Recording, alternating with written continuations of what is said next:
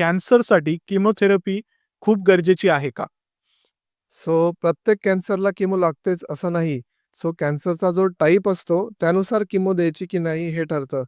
For example Yuvraj सिंगचाच cancer होता, तो सेमानेमा नावाचा एक टाइपचा कॅन्सर होता. त्याला किमोथेरपी ही खूप इफेक्टिव्ह आहे. त्यांचा किमोथेरपी घेऊन तो बरा झाला. बट तोच जर त्यांचा टेराटोमा हा टाइप असता, तर त्याच्यात किमोथेरपी इफेक्टिव्ह आहे. त्याच्यात मग सर्जरी जास्त इम्पॉर्टंट आहे.